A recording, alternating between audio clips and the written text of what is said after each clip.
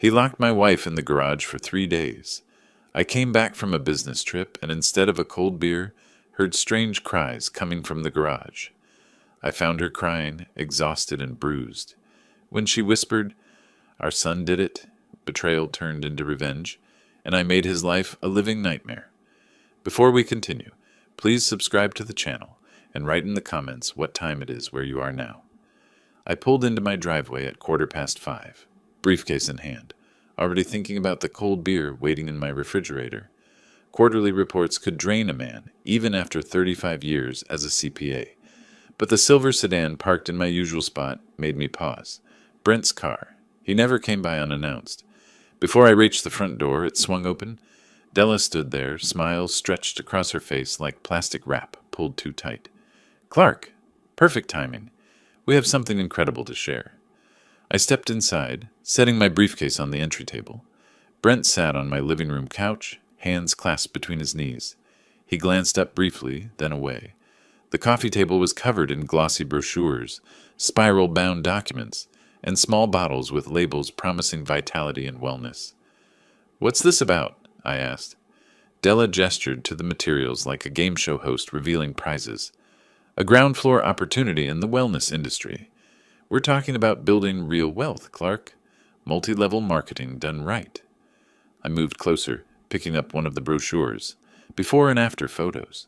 Income projection charts showing exponential growth. Testimonials from people I'd never heard of claiming life-changing results. "How much are you asking for?" $45,000. Della said it casually as if discussing lunch plans. "It's an investment in Brent's future. In our future." I looked at my son. He still wasn't meeting my eyes. "Let me see the business plan." We moved to the kitchen table, where the light was better. Della spread out documents while maintaining a constant narration about revolutionary products and unlimited earning potential. I put on my reading glasses and began working through the numbers. The compensation structure revealed itself quickly. 70% of projected income came from recruiting new distributors, not from selling products. Each distributor had to purchase $3,000 in initial inventory. The fine print showed that only 2% of participants ever made a profit. I pulled out my notepad and began calculating. If Brent recruited 6 people, and each of those recruited 6 more, and those recruited 6 more, the math collapsed under its own weight. You'd exhaust the entire population of Florida in 7 recruitment cycles. "This is a pyramid scheme," I said. Della's smile hardened. "That's what everyone says about network marketing at first. The people who succeed are the ones who believe. The people who succeed are the top 3% who got in years ago." I tapped the income disclosure statement buried on page 14. "Look at these numbers, Brent. Do you understand what they're showing you?" My son mumbled something noncommittal. "The business model requires an endless supply of new recruits," I continued. "When that supply runs out, and it always does, the bottom 97% lose their investment. You'd be asking me to fund your position in that 97%. You just don't understand modern business." Della's voice had developed an edge. "I understand numbers. They don't lie." I removed my glasses and looked directly at her. "I can't support this." That's when her mask came off completely. "You've never supported us." She stood abruptly, chair scraping against tile. "You sit on your money while we're trying to build something. You couldn't even help with our wedding. You've never offered anything without strings attached." I felt something cold settle in my chest. "That's not accurate." "Isn't it?" Her voice climbed higher. "Name one time you've actually helped us without making us feel like beggars."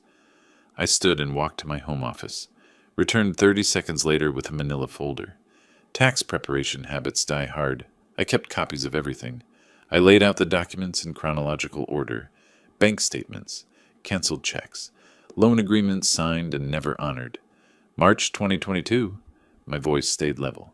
$30,000 for your house down payment. You called it a loan. I never asked for repayment.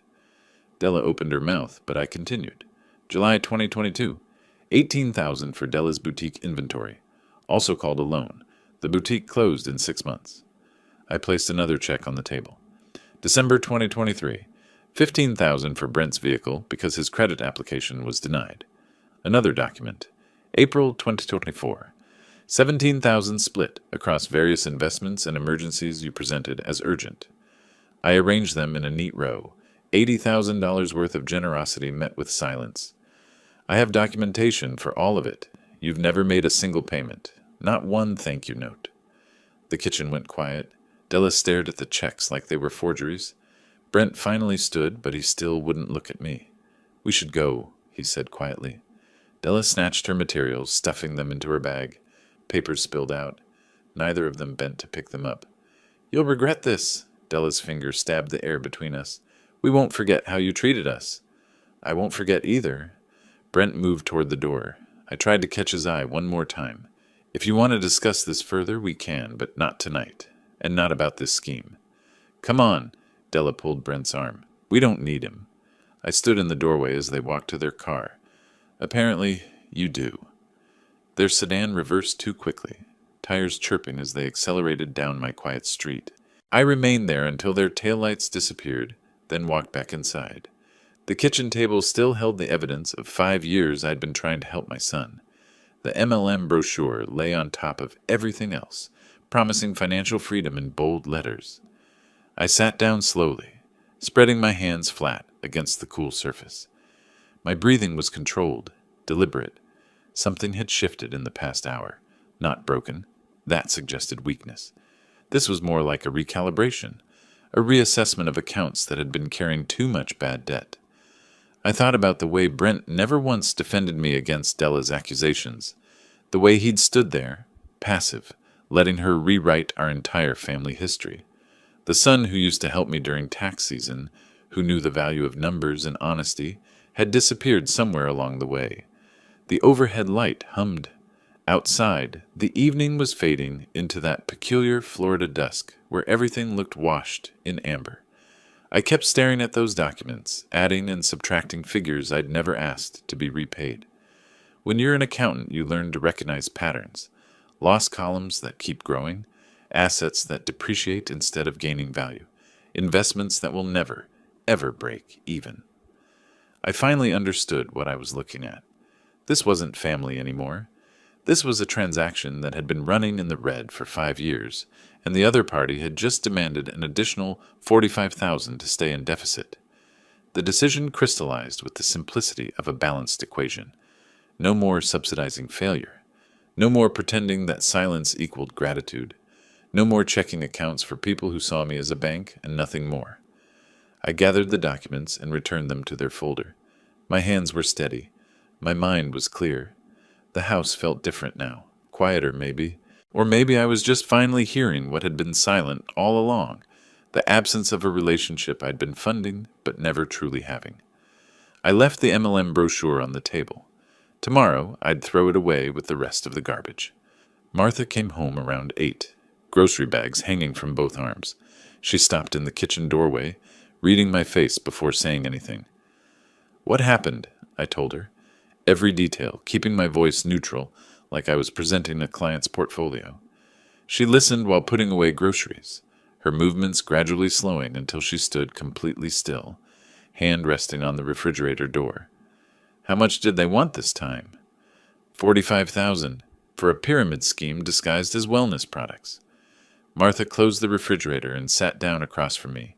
She picked up the abandoned brochure, studied it briefly, then set it aside. You said no.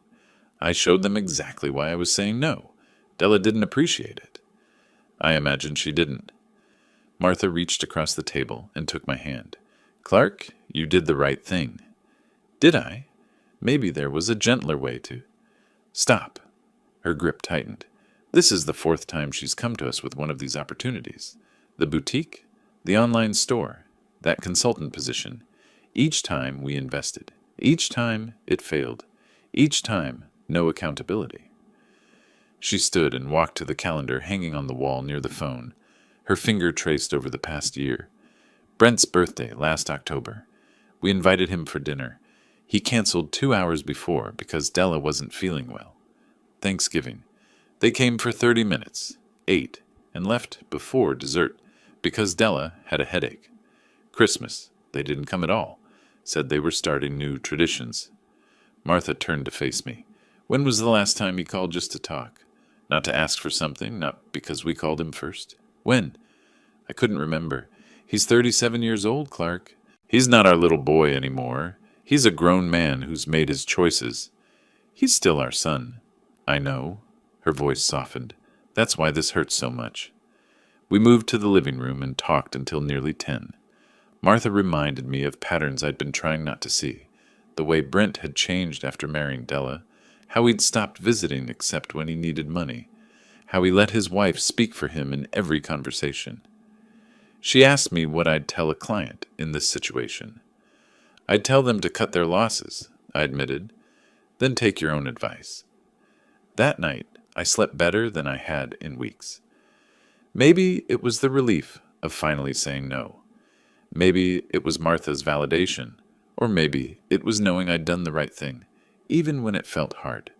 The next morning was aggressively normal, coffee brewing while I reviewed my conference schedule. Toast I didn't really want, but ate because Martha made it. Packing my overnight bag with the practiced efficiency of someone who'd done it 100 times. Text me when you get to the hotel, Martha said, handing me my travel mug. I always do. I know. I worry anyway. I kissed her forehead. 2 days. I'll be back Saturday afternoon. I'll bring those orange blossom cookies you like from the airport. She walked me to the door, waving as I backed out of the driveway. Everything felt settled, resolved. The fight with Brent was disappointing, but we'd move forward.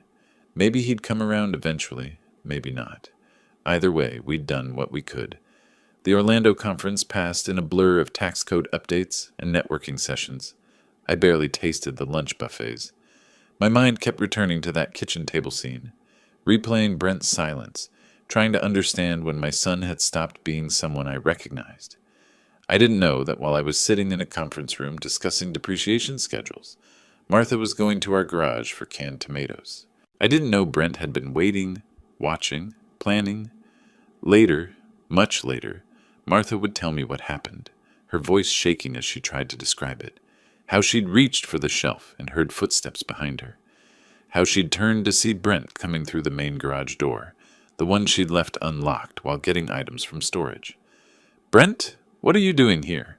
He grabbed her shoulder, pushed hard. She stumbled backward, catching herself on the workbench, scraping her arm against rough wood.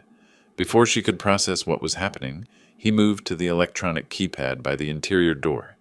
His hands shook, but his fingers remembered the code. The same code from when he was 17, helping me with weekend projects. He punched it in twice, once to lock the interior door, once to seal the main garage entrance. "Brent, stop! What are you—" He took her phone from her pocket when she reached for it. His voice came out flat, rehearsed, like he'd practiced this speech. "You'll sit here until Dad calls and agrees to the loan. Della needs that money. This ends when he writes the check." Martha lunged for the door, pulling uselessly at the handle. "Your father is in Orlando. He won't be back for 2 days. You can't leave me." "Then you have 2 days to think about how stubborn you both are." She tried everything, reasoning, "You're hurting your own mother." Begging, "Please, Brent. There's no water in here, no bathroom." Threatening, "This is criminal. You'll go to prison." His face twisted with something that might have been guilt, but he shook his head. "Della said you'd try to manipulate me. This is the only way you'll understand we're serious." He backed toward the main door. Martha called after him, voice breaking. "Brent, please. The records your father showed you, $80,000, it's all true. You know it's true." He paused for just a second. "Della says you're exaggerating." "I'm not. Your father has proof. You saw it yourself." "I can't go back to Della without that money. I can't." "So you're choosing her over your own mother?" Brent's voice went quiet. "I'm choosing my wife, like you always taught me to do." Then he was gone, exiting through the main door, leaving her sealed inside. 3 days. No water source, no bathroom, no phone, no way to signal for help. The garage windows were too high and small, reinforced glass that wouldn't break even when she tried with a hammer from Dad's toolbox. August heat in Florida, even at night. Temperatures climbing past 95 during the day.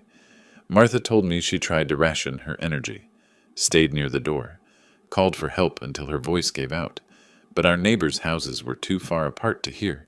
She tried to stay strong, tried to believe someone would come, tried not to think about dehydration and heat exhaustion and how long a person could actually survive.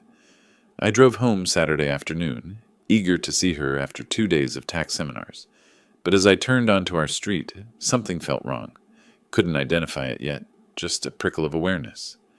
Martha's car sat in its usual spot, but it looked wrong somehow.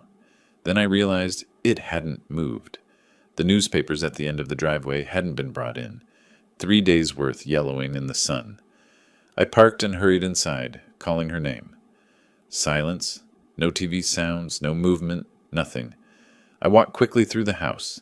Kitchen empty, living room empty, bedroom untouched. That's when I heard it.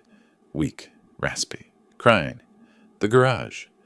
My hands shook so badly the first code entry failed. The second time my fingers found the right numbers. The door swung open. Martha was collapsed against the wall, just inside. Face streaked with dried tears and dirt. Lips cracked and bleeding, eyes barely focusing. Bruises covered her arms and knees from falling, from desperate attempts to escape.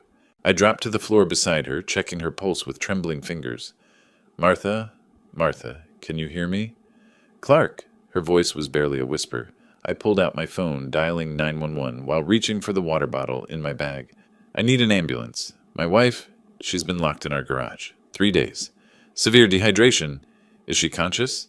Barely. I helped Martha sip water slowly, stopping her when she tried to gulp it down too fast. Please hurry. Martha's hand gripped mine weakly. Brent did this. Everything stopped. The world narrowed to those 3 words. What did you say? He waited until you left. Wanted you to change your mind about the money. I stared at her cracked lips, her bruised arms, her exhausted eyes. 3 days. My son had left his own mother, locked in a garage for 3 days, in August heat, without water, without mercy. Something cold and final settled over me like a second skin. The ambulance siren grew louder outside. Paramedics were coming through the front door, but I barely heard them.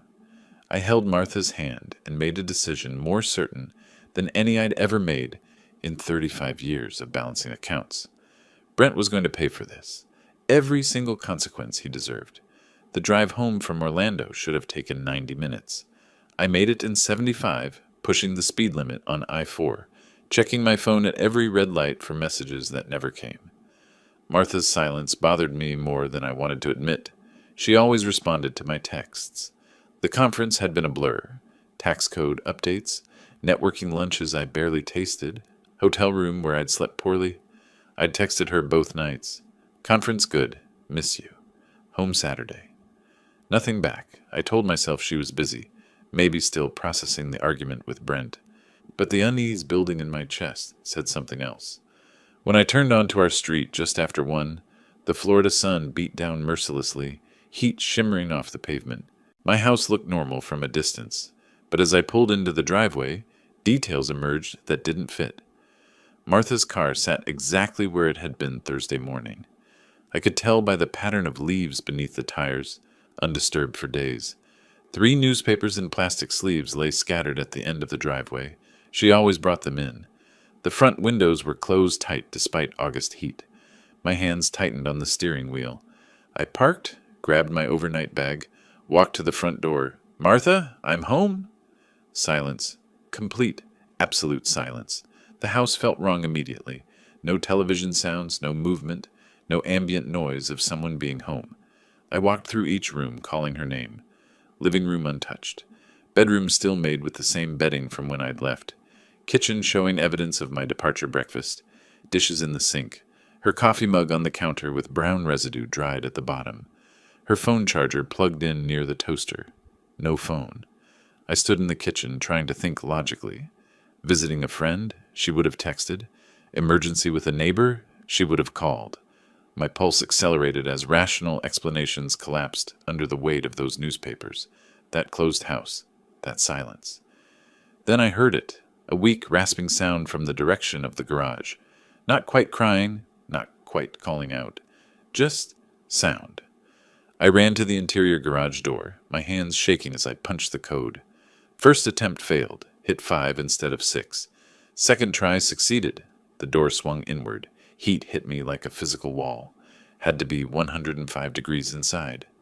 Martha was collapsed against the wall, just past the doorway, face streaked with dried tears and dirt, lips cracked and bleeding, eyes barely focused.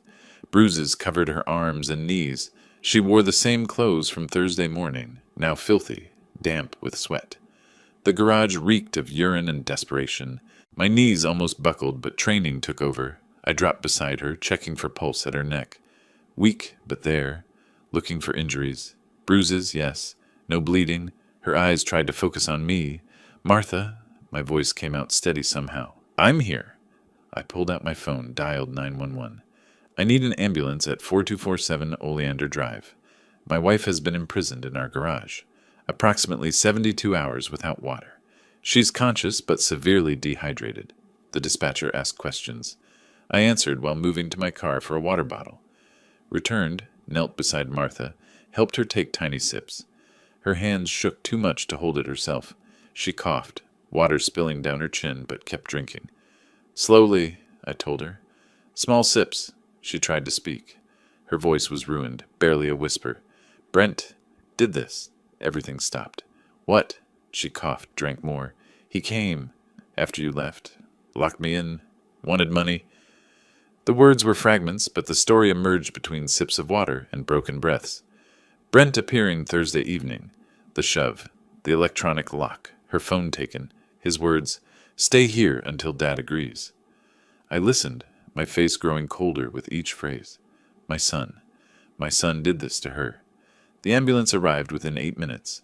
2 paramedics, Santos and Rodriguez according to their name tags, entered with equipment. Santos knelt beside Martha, checking vitals, asking questions. I stepped back, giving them room. Blood pressure cuff, pulse oximeter, penlight in Martha's eyes.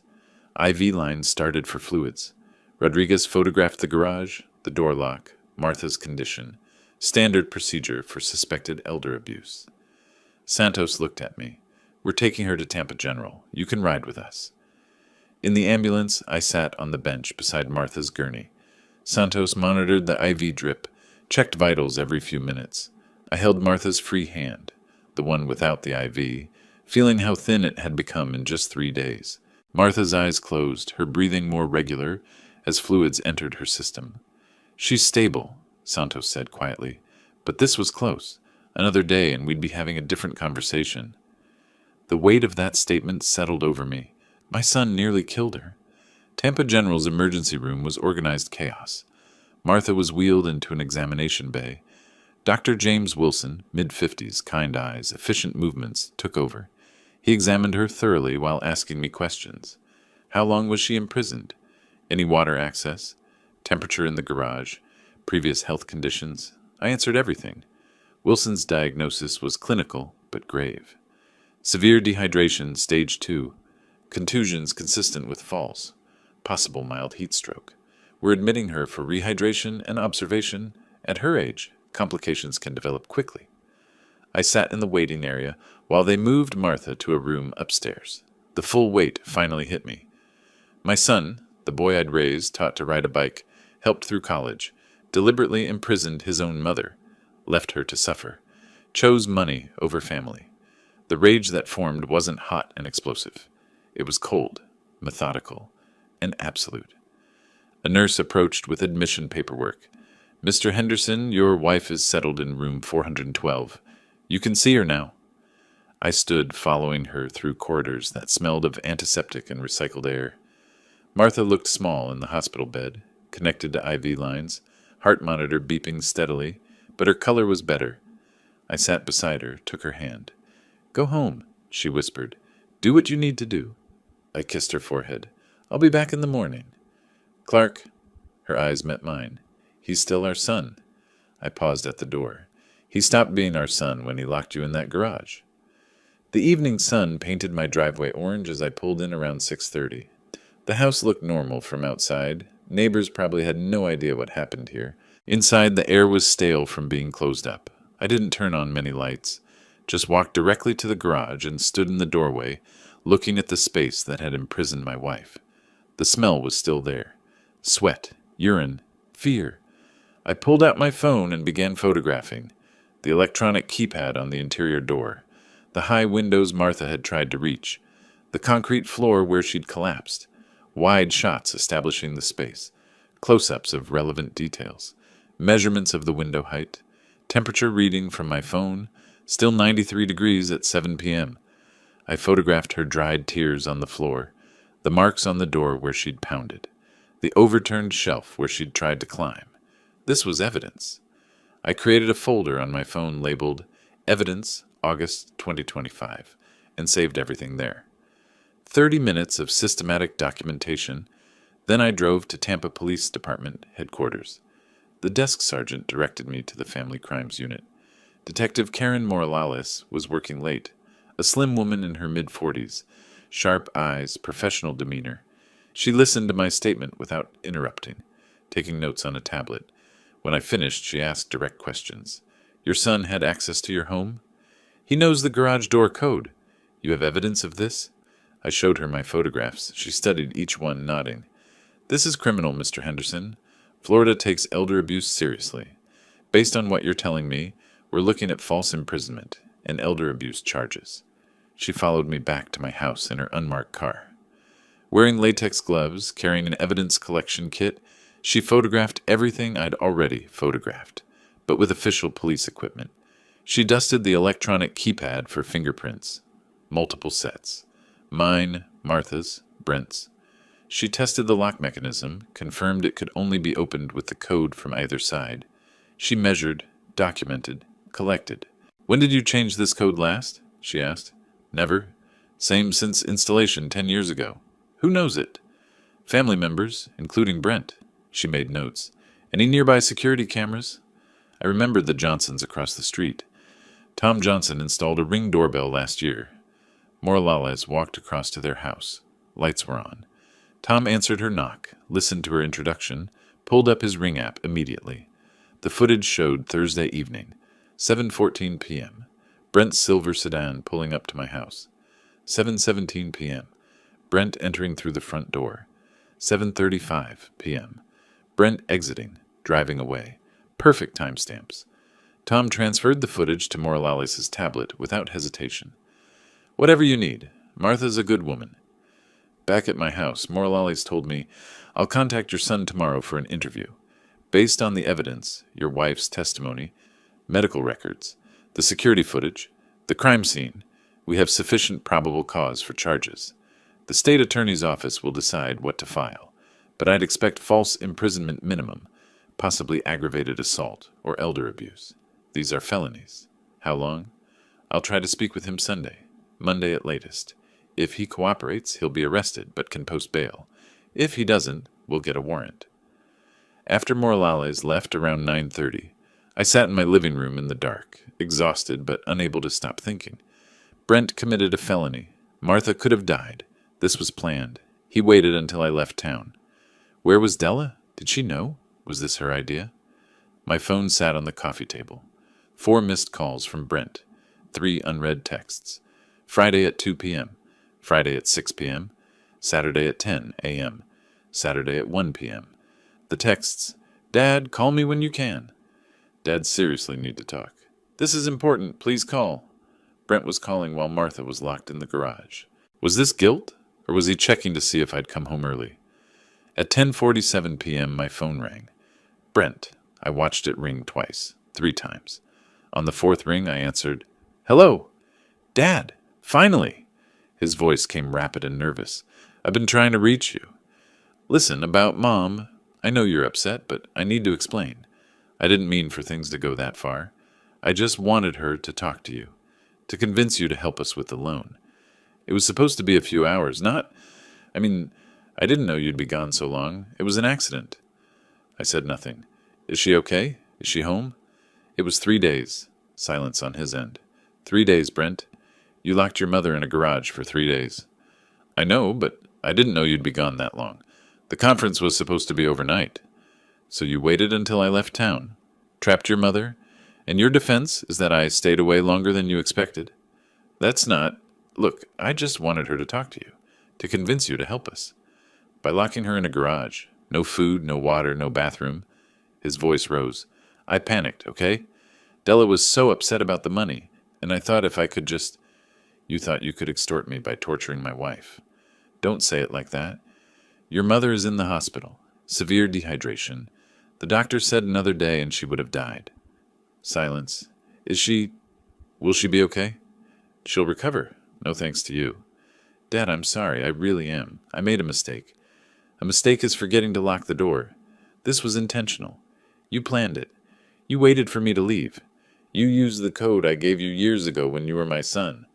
I'm still your son. No.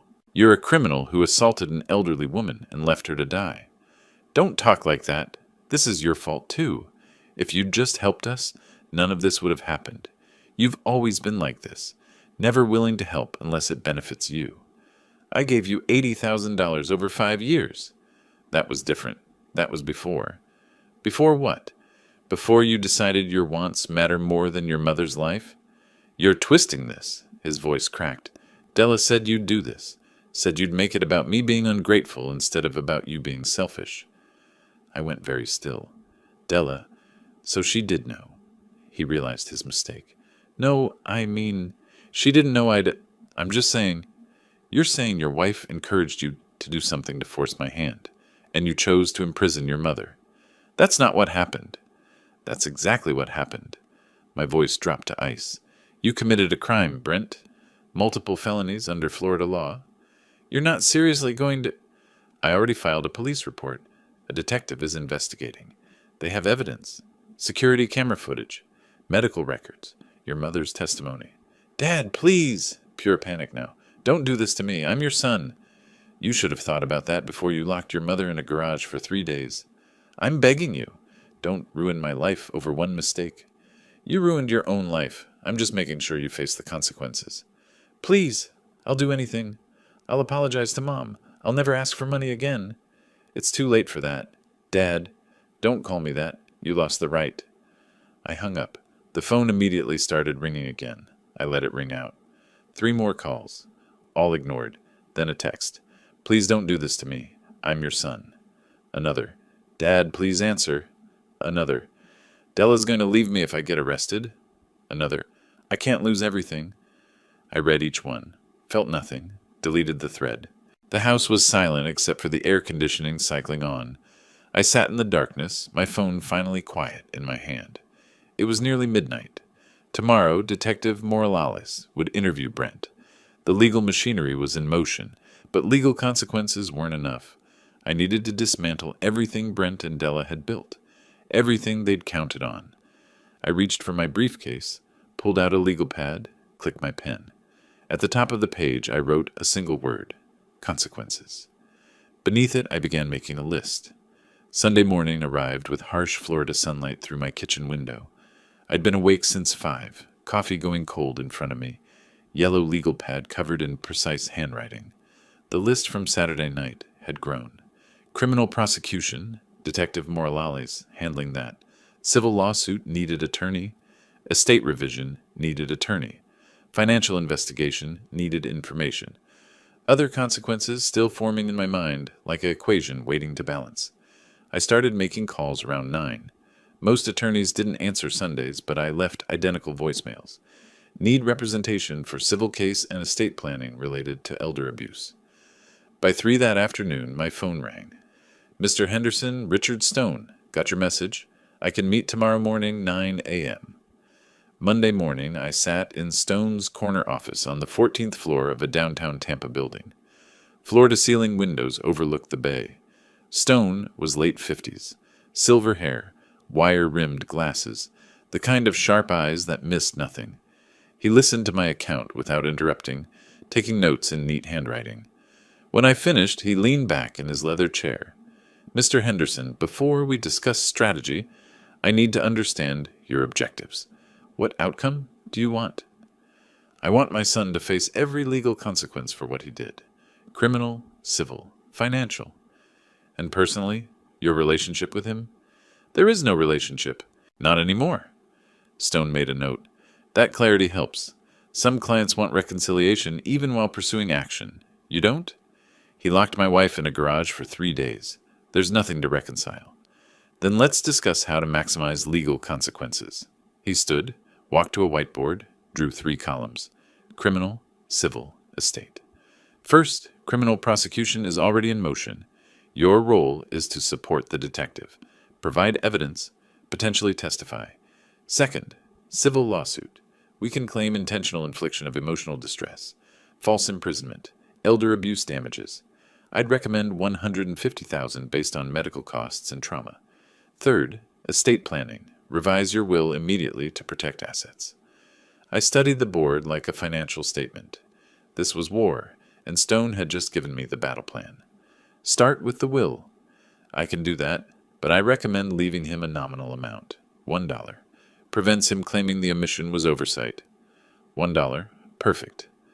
Stone's paralegal Jennifer printed the new will within an hour. 7 pages of legal language, but the key provisions were clear.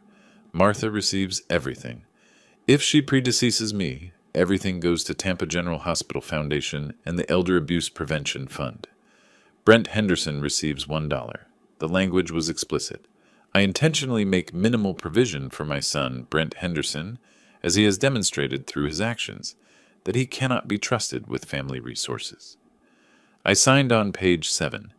Jennifer and another paralegal witnessed. Stone notarized with his official seal. The old will, the one leaving Brent 30% of everything I'd built over 40 years, went into a shredder. The mechanical grindings sounded like justice. Late Monday afternoon, still in Stone's office reviewing the civil complaint draft, his phone buzzed. Text from a private investigator. Preliminary report, ready. Stone rotated his monitor so I could see. Bullet points filled the screen.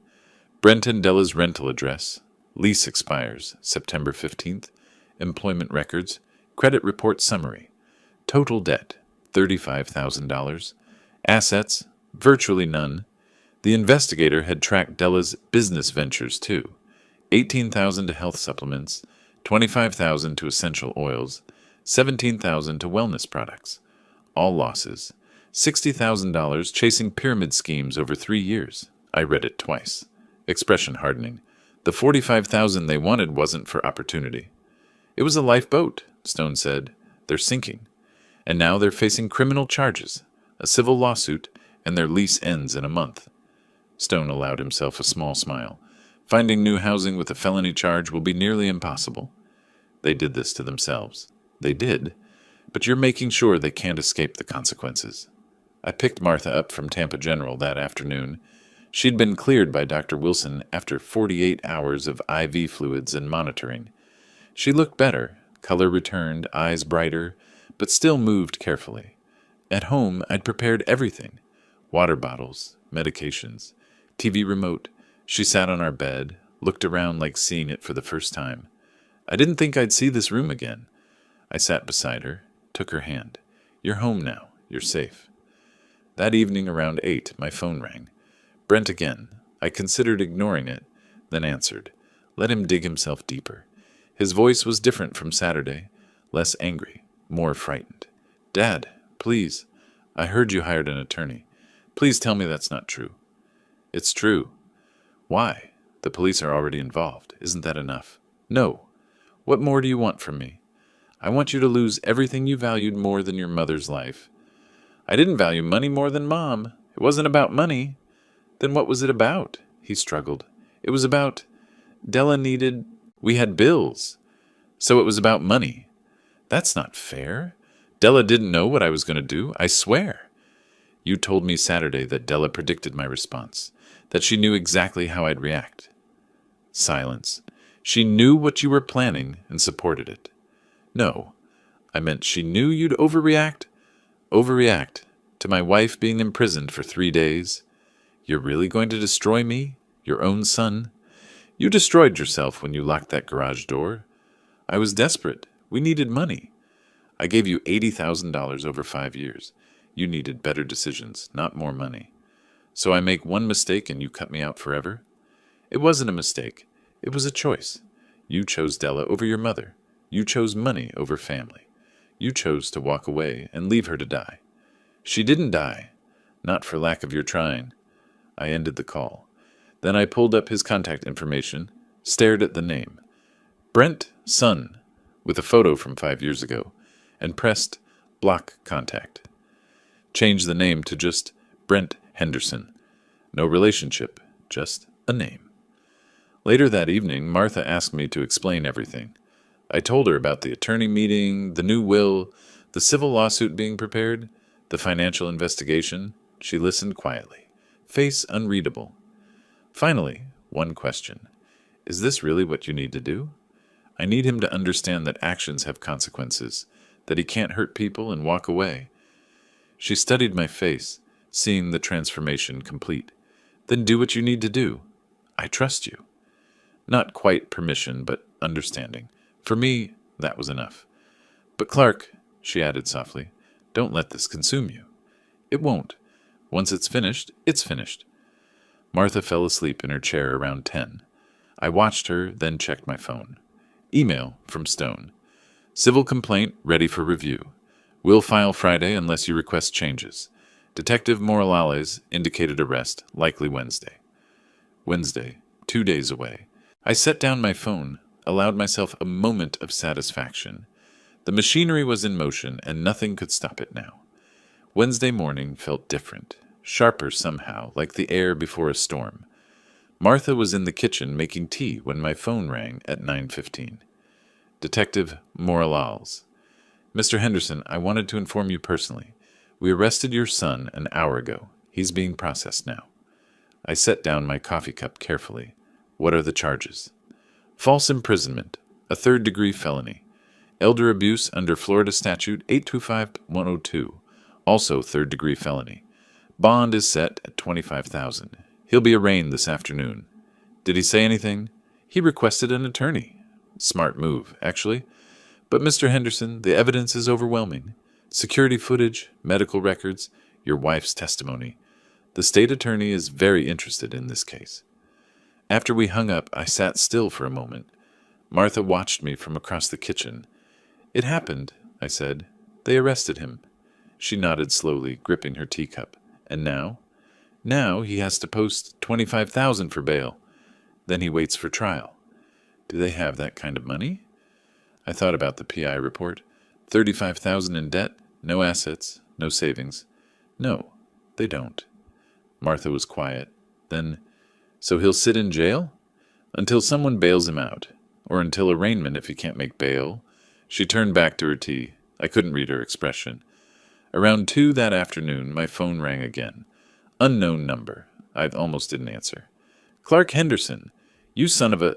Della's voice, shrill with rage. You had him arrested. Your own son. I'd been waiting for this call. Your husband committed multiple felonies.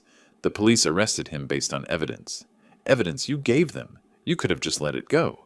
Let it go. Your husband locked my wife in a garage for 3 days. It was a mistake. He panicked. It was a choice. He made it. Now he's facing the consequences? We don't have $25,000. Her voice cracked. He's going to sit in jail because you're too stubborn to help your own family. You have family elsewhere. Ask them. We've asked everyone. Nobody has that kind of money lying around. I let the silence stretch. Finally, then I guess he'll stay in jail until trial. You're destroying us. We'll lose everything. You already have nothing. The investigator's report was very thorough. $35,000 in debt. No assets. Your lease ends in 3 weeks. And Della? $60,000 on pyramid schemes? 3 different companies? You're not building a business. You're chasing fantasies. She went silent. When she spoke again, her voice was different, calculating. You've been investigating us? I needed to know what I was dealing with. That's illegal. It's perfectly legal in preparation for a civil lawsuit, which I'm filing Friday. A lawsuit? For what? $150,000. Intentional infliction of emotional distress. Elder abuse damages. Medical costs. Pain and suffering. Her breathing was rapid now. We don't have that kind of money. I know. The judgment will follow you for decades. Garnish your wages. Destroy your credit further. Make it impossible to rent. Buy a house. Get loans. Every time you try to rebuild, it'll be there. Why are you doing this? She was crying now. We made a mistake. People make mistakes. Mistakes have consequences. Your husband nearly killed my wife. I'm making sure he pays for it. And Della? Based on what my son said Saturday night, you knew what he was planning. You encouraged it. So you'll pay too. I didn't know. I never told him to. He said you predicted how I'd react. That means you knew what he was going to do. That's not what I meant. It's exactly what you meant. You wanted that 45,000 so badly, you let your husband imprison an elderly woman. I want to talk to Martha. She'll understand. You're not talking to my wife ever again. Please, just drop the charges. We'll leave you alone. We'll never contact you again. You should have thought about that before you decided money was worth more than family. Clark, please. I hung up. Martha stood in the doorway. That was Della. Yes, she's desperate. She should be. Martha moved to the couch, sat down carefully. What happens now? Now they try to raise bail money. They'll fail. Brent sits in jail until arraignment, probably gets released on his own recognizance given his clean record. Then they wait for trial while I file the civil suit. Their lease ends. They can't find new housing with a felony charge pending. They spiral. And you'll watch. Yes. She looked at me for a long moment. I don't recognize you sometimes. This version of you. This version of me is protecting you. I know. But Clark, where does it end? It ends when every legal consequence has been applied. Criminal conviction, civil judgment, permanent exclusion from our estate. When he's lost everything he chose over you. And then we move on. He's not our son anymore. He's just someone who once was. Martha closed her eyes. I keep thinking about when he was little, when he'd fall and come running to me, when he needed us. He still needed us 2 weeks ago. He just needed our money, more than our presence. That's harsh. That's accurate. My phone buzzed. Text from Richard Stone. Civil complaint filed with clerk's office. Your son will be served within 48 hours. Criminal arraignment scheduled Friday, 10 p.m. if you want to attend. I showed Martha the message. She read it, handed back my phone. Are you going to the arraignment? Yes. I want to see his face when he hears the charges read. Will that make you feel better? It'll make me feel like justice is being served. She studied me again with that expression I couldn't quite read. Finally she stood, moved toward the bedroom. At the doorway she paused. I love you, Clark. This version and every version, but promise me something. What? Promise me that when this is over, when he's been punished and paid and lost everything, you'll let it go. That you won't carry this hatred forever. I considered that. I don't hate him, Martha. I just don't love him anymore. There's a difference. Is there? Hate requires caring. I don't care what happens to him after this. He'll be a stranger who once shared my name. She nodded slowly. That might be worse than hate.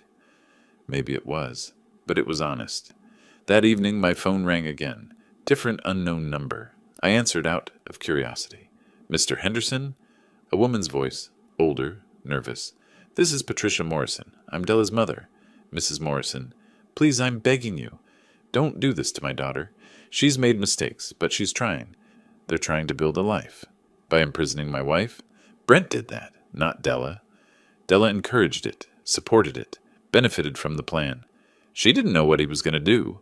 Then she married a man she doesn't know. Either way, not my problem. Please, they need help, not punishment. They need consequences. That's what they're getting. I'll pay you back. Whatever they owe you, I'll pay it back over time. I don't want the money. I want them to understand what they did. They understand. They're sorry. No, they're sorry they got caught. There's a difference. She was crying now. You're destroying 2 people's lives. They nearly destroyed one. I'd say that's fair. How can you be so cold? Practice, Mrs. Morrison. Years of watching my son choose his wife over his family. Years of giving and giving while they took and took. Cold is what I learned from them. I ended the call. Blocked that number too. Martha appeared in the doorway again. Della's mother? Yes. She tried to make you feel guilty. She failed. Martha sat beside me on the couch. We stayed there in silence as evening deepened into night. The house quiet except for the air conditioning and our breathing. My phone sat on the coffee table, dark and silent. No more calls would come tonight. They'd exhausted their options. Friday's arraignment would be next. Then the civil suit service. Then trial dates, court appearances, the slow, grinding machinery of justice. I'd built my career on balancing accounts, making sure every number had its place, every ledger reconciled. This was just another account, and it was finally, perfectly, balanced. Thursday morning, my phone buzzed repeatedly. Text from Tom Johnson. Clark, someone posted something about you on Facebook. Text from Carol Sanders. Is this true? Call me. Text from Mike Reynolds. What's going on? I opened Facebook, which I checked maybe once a month. At the top of my feed, Della's post, written at 11:23 Wednesday night. Long, emotional, accusatory. She painted Brent as a victim being persecuted by a wealthy, controlling father. She claimed he'd accidentally left Martha in the garage for a few hours, and I was exaggerating to punish their independence. 47 shares, 124 reactions. Comments from Brent's friends. Stay strong. Your dad sounds toxic. Martha read it over my shoulder. Her grip on my desk chair tightened, knuckles white. That's not what happened. She's lying. I know. You need to respond. Tell people the truth. I turned to face her. Anything I write becomes part of the public record. It can be twisted in court. Our evidence speaks in legal proceedings, not on social media. But people will believe her. People who know us won't. People who don't know us don't matter. I forwarded the post to Richard Stone. Subject line, defamation, he called back at 10:30. I've reviewed it. Multiple provably false statements. Want me to sue her? Send a cease and desist first. Make her remove it. Stone's letter went out Thursday afternoon, delivered by courier and email. 3 pages on his firm's letterhead citing Florida defamation law, demanding removal within 24 hours. Friday afternoon, my investigator reported that Brent had called Della's parents in Georgia Thursday night. 37-minute call. They'd refused to send money. 4th time Della had asked them for financial help in 3 years. They'd learned to say no. Saturday morning at 7:14, the Facebook post disappeared. Either Della had received Stone's letter and complied, or she'd realized several comments were questioning her version. Why would he lock her in a garage? 3 days without water sounds serious. The social media counterattack had failed. Saturday afternoon, Tom and Linda Johnson appeared at my door with a casserole. Linda hugged Martha, tears in her eyes. If we'd known you were in trouble? You couldn't have known, Martha said gently. Throughout the weekend, neighbors called or stopped by. The Rodriguezes brought flowers. The Changs dropped off groceries. Mrs. Patterson called to offer help. Everyone who knew the actual facts sided with us. Sunday morning, Martha set down her fork at breakfast. Clark, I need to tell you something. I waited. I don't want to see Brent. Not at the hearing tomorrow, not if he comes here, not ever. He's not my son anymore. Her voice was steady. She'd thought this through. I reached across the table, took her hand. You don't have to see him. I'll handle everything legal. What if he tries to contact me? There's a no-contact order as part of his bail conditions. If he violates it, he goes back to jail. She nodded, relieved. That evening, Stone called to prepare me for Monday's hearing. He explained probable cause standards, evidence presentation, likely outcomes. The evidence is overwhelming, he said. Judge will almost certainly bind him over for trial. Will I need to speak? No, you're there as family. Martha's statement is already on record. After we hung up, I laid out clothes for Monday. Dark slacks, white shirt, navy tie. Professional, but not flashy. Martha watched from the doorway. You don't have to go. I do. I want to see his face when he realizes how much trouble he's in. I set my alarm for 6:30.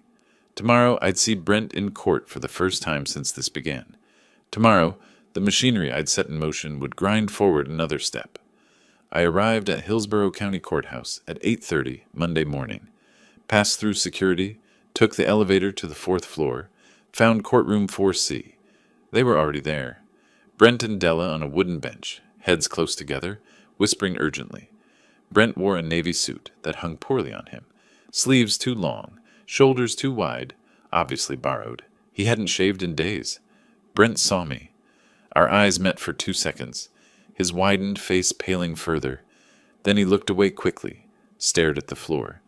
Della followed his gaze, saw me, glared. I walked past them without acknowledgement, sat on the opposite side of the hallway, pulled out my phone. In my peripheral vision, I watched Brent shake slightly. Della rubbed his back, whispering what I assumed were reassurances. At 9:02, the bailiff opened the courtroom doors. Judge Patricia Morrison entered, African-American woman in her 50s, efficient demeanor. Everyone stood. Be seated. Case number 2025, CF Loan 2847, State of Florida, versus Brent Michael Henderson. Is the state ready? Assistant State Attorney Rachel Torres stood. The state is ready, Your Honor. Is the defense ready? Sarah Chen, Brent's public defender, stood less confidently. Defense is ready, Your Honor. Torres presented with clinical efficiency. She read Martha's sworn statement. I was locked in my garage by my son, Brent Henderson, for approximately 72 hours without access to food, water, bathroom facilities, or means of communication. She presented medical records. Patient presented with severe dehydration, requiring 4 liters of IV fluid. Treating physician noted the patient would likely not have survived another 24 hours. Crime scene photos appeared on a monitor, the garage, the electronic lock, the empty space where Martha had been trapped. Finally, the Ring doorbell footage. Timestamp, 7:14 p.m. Thursday. Brent's car pulls up. He enters at 7:17, exits at 7:35. The whole presentation took 15 minutes. It was devastating. Sarah Chen tried her defense. Your Honor, this was a family dispute that escalated beyond my client's intent. Judge Morrison interrupted. Counselor, your client locked a 61-year-old woman in a garage for 3 days without water. The medical records show she nearly died. Intent is not at issue for probable cause. Chen sat down, defeated. I watched Brent throughout. When Torres read Martha's statement, his jaw clenched. When the medical records were presented, he closed his eyes. When the garage photos appeared, his hands gripped the table, knuckles white, but he never looked back at me. Judge Morrison looked directly at Brent. Mr. Henderson, stand. He stood unsteadily. I find there is more than sufficient probable cause. You are bound over for trial.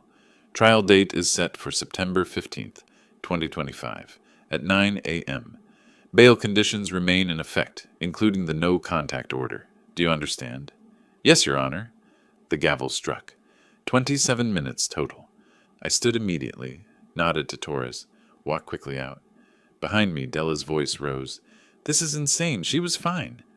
I didn't look back. In my car, starting the engine, my phone rang. Richard Stone. They were served. Civil complaint right outside the courthouse. 9:34 a.m. How did they react? Deputy said Della started crying. Brent just stood there, shell-shocked. Good timing. Strategic timing. They've been hit with both cases in 30 minutes. That evening around 6, unknown number, I answered, Clark, it's Della. Please don't hang up. We need to talk, like adults, like family. I said nothing. We want to apologize. We'll apologize to Martha, whatever you need. Just please stop the lawsuits. I can't drop criminal charges. The state prosecutes crimes. We're saying we're sorry. We made a mistake. I've never imprisoned anyone. Her voice cracked. You're going to destroy us. The trial is in 3 weeks. We're being sued. Our lease is ending. We have nothing. You have exactly what you've earned through your choices.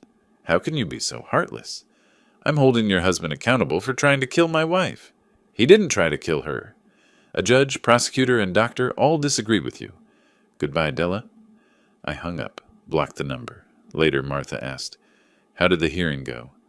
Probable cause found. Trial set for September 15th. Did he look sorry?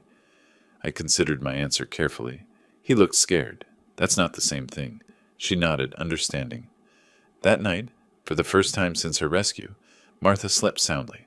I watched her peaceful face in the dim light, knowing I was doing the right thing. Justice wasn't always loud or dramatic. Sometimes it was quiet, methodical, and absolutely certain. Thursday morning, August 29th, my phone buzzed with an email from the investigator. Subject line, Urgent Housing Development. I opened it at my kitchen table. Brent and Della's landlord had delivered a lease non-renewal notice Wednesday evening. Lease expires September 15th. The landlord told Detective Morales he wouldn't rent to tenants with pending felony charges. They had 17 days to find new housing.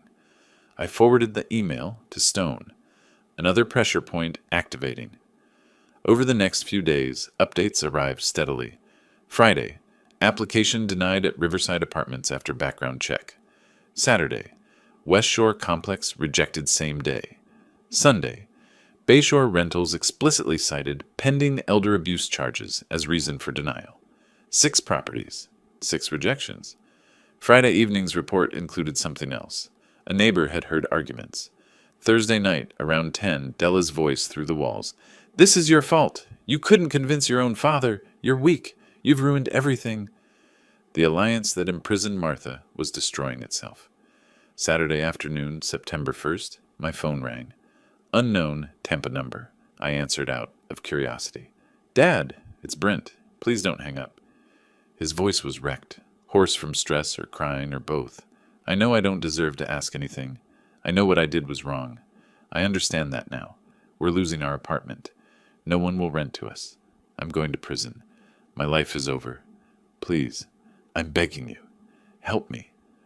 I let him finish. When the pleading finally stopped, I spoke slowly, clearly. Your mistake wasn't asking for money. Your mistake was locking your mother in a garage for 3 days. You nearly killed her. The doctor said she had maybe 24 hours left. You were 24 hours away from murder. I know, but I didn't mean... Intent doesn't matter. You did it. Now you face the consequences. You'll go to your trial. You'll accept whatever judgment you receive. You'll rebuild your life without any help from me. We're done. Don't call again. Dad, please. I'm not your dad anymore. Goodbye, Brent. I hung up, added the number to my block list.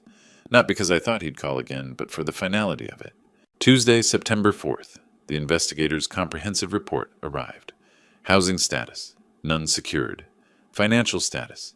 Bail loan payment missed. Collections starting. Employment status. Terminated from job August 30th. Credit score. Fallen to 510. Civil suit status. 3 legal aid organizations declined to help. Every domino had fallen. That evening, Martha asked how I felt as the trial approached.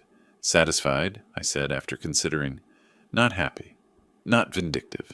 Just satisfied that justice is working. Do you think he's learned anything? He's learned actions have consequences.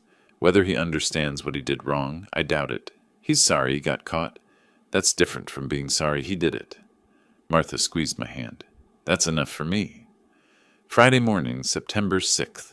Stone called. His tone was surprised. Brent's attorney just sent me a settlement proposal. They're offering to settle the civil suit. With what money? $5,000 plus public apology, admission of wrongdoing, and waiver of any inheritance claims. I was quiet for a moment.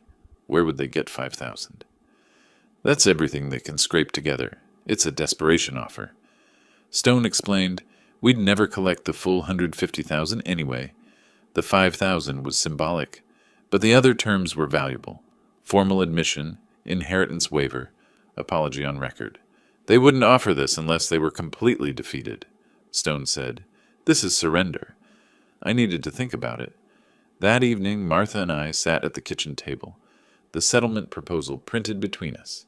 Formal apology. Admission of wrongdoing. Inheritance waiver. $5,000. What are you going to do? Martha asked. I traced the typed words with my finger. I'm going to accept it. Not because I forgive him, but because this is what victory looks like. He's admitting everything. Giving up everything. He's broken. Martha covered my hand with hers. Then let's end this. Monday, we'd go to court. One final time. Monday morning, September 8th, Martha insisted on coming to the courthouse. I want to be there when it ends, she said. We dressed professionally, drove downtown together. The courthouse felt familiar now. This would be the last time. At 10 a.m., we entered Civil Courtroom 3B. Smaller than the criminal courtroom, more intimate. Judge Thomas Rodriguez presided. Richard Stone was already there. Sarah Chen arrived with Brent and Della. Brent wore that same ill-fitting suit. Della wore gray, her face carefully made up to hide stress. They didn't look at us. Henderson versus Henderson, Judge Rodriguez called. Civil settlement approval. Stone presented the agreement. Chen confirmed her clients understood and accepted. The judge read it himself, then looked at Brent and Della. This is an admission of liability. Do you understand? Yes, Your Honor, they both said quietly. The settlement requires a formal apology. Mr. Henderson, you may proceed. Brent stood, pulled a folded paper from his pocket. His hands trembled. His voice was flat, mechanical. I, Brent Henderson, apologize to Clark and Martha Henderson for my actions on August 15th, 2025. I imprisoned my mother, Martha Henderson, for approximately 72 hours, causing her severe physical and emotional harm. I take full responsibility for my actions. He sat down quickly.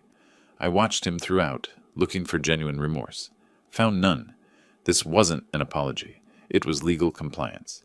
Judge Rodriguez signed the settlement order. This case is closed. The gavel came down. 15 minutes total. Stone shook my hand afterward. That's it. We're done. In the hallway, ASA Rachel Torres approached. Mr. Henderson, your son's attorney negotiated a plea agreement. No contest plea to both charges. 2 years probation, 200 hours community service, mandatory counseling, permanent no-contact order, and if he violates, immediate incarceration, up to 10 years. I nodded. Justice is served. Judge Morrison can take the plea now, 11 a.m. We stayed. At 11:03, we were back in Judge Morrison's courtroom. She recognized us, nodded acknowledgement.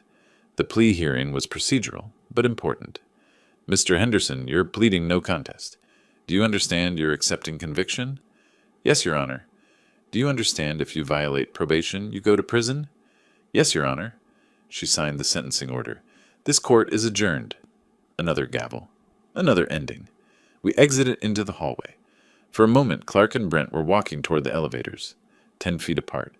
Brent glanced over. Our eyes met. 3 seconds. His eyes were exhausted, defeated. He looked like he wanted to speak. His mouth opened slightly. I simply looked at him. Not with anger, not with satisfaction, just acknowledgement. Then I took Martha's hand and walked past him toward the elevator. No words, nothing left to say. Behind us, Della's voice rose. 2 years? After everything? The elevator doors closed. In the car, Martha asked, What are you thinking? I'm thinking that justice isn't always dramatic. He admitted what he did. He has a felony record. He's supervised for 2 years. He can't contact us. He lost everything.